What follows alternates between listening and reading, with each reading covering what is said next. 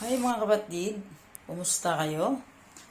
Ito na naman tayo guys, back for cooking na tayo. Tara samahan nyo ako magluto ng adobong sitaw.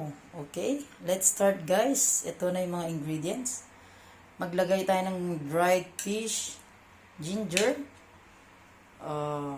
garlic, onion, tapos meron tayong soy sauce, meron tayong vinegar, at black pepper powder, and of course, meron tayong shrimps, mga guys. Ano na to? Cooked shrimp na to. Halabos kumbaga daw. Ano bang tawag doon? Halabos ba yun?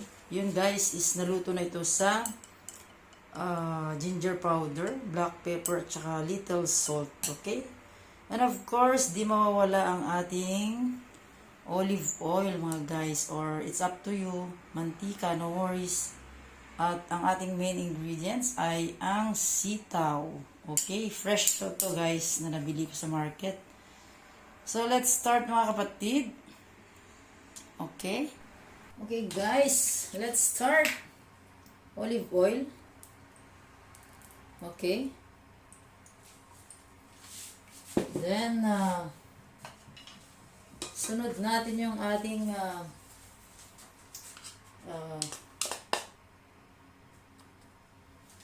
itong ating dried fish. Okay, dried fish guys. Sunod natin yung dried fish natin.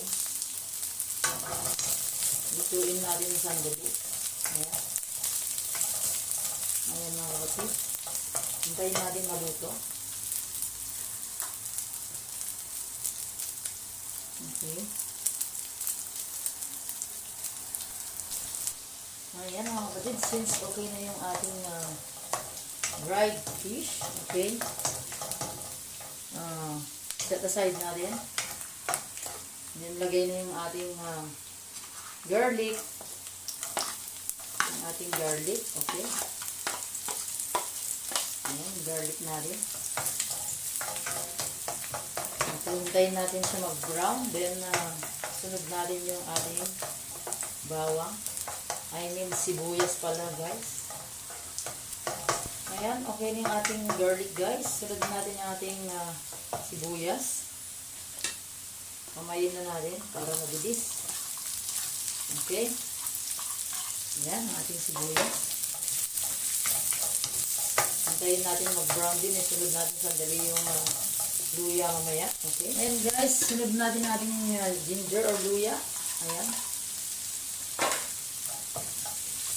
Okay. Antayin natin yung sandali. Then, sunod na natin yung ating main ingredients ng sitaw. Okay. Since okay na yung 3 ingredients natin, i-mix na natin itong dried fish. Okay. Then, sunod natin yung ating fresh sitaw, guys. Ayan na. Ang ating fresh sitaw. Okay. Wow. Sitaw is life. Okay. Okay. Halu-haluin natin.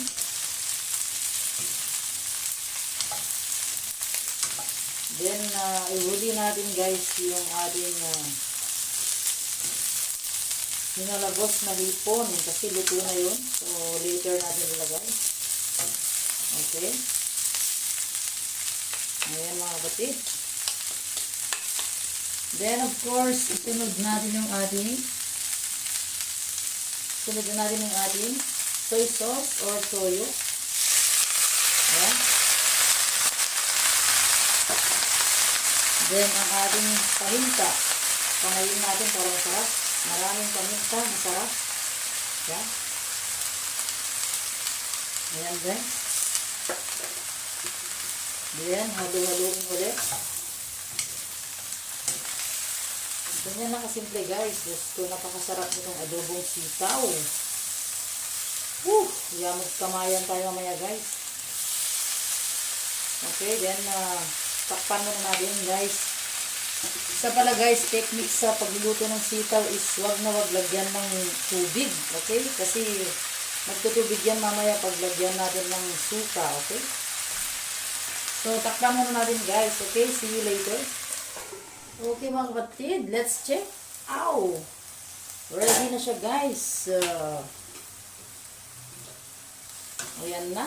Medyo okay na siya guys. So, makikita nyo na ang bango mga guys. So, ang technique nyo guys para masarap ang adobo nyo is huwag lagyan ng tubig ang iyong adobong sitaw. Okay? At para masarap siya guys. Ito, maglagay na tayo ng suka. Okay? Ang magpapasarap to lalo guys ang ating suka guys. So, huwag takpan guys. Okay? Para hindi maano yung sitaw natin. Hindi talaga takpan ang suka guys.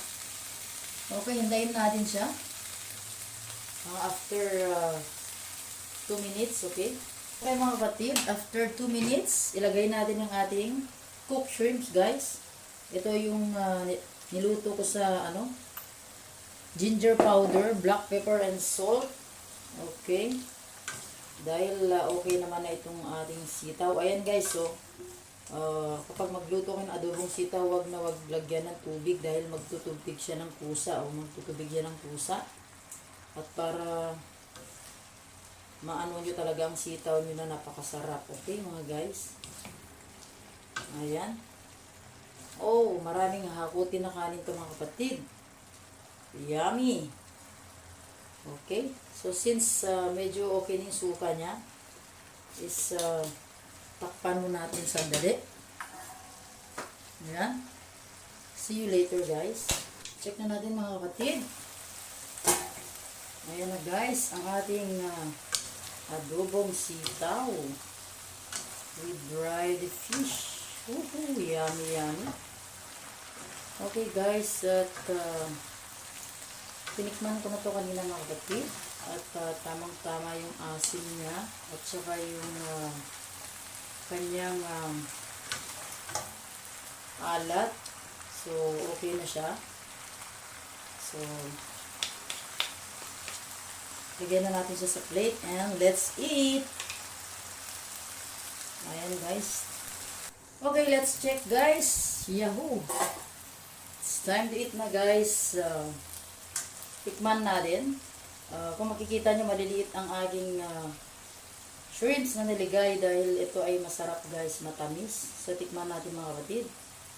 Ang ating sitaw with shrimps and dried fish. Okay? Ito unang subo for you guys all. Patayin muna natin yung fire niya dahil okay na siya.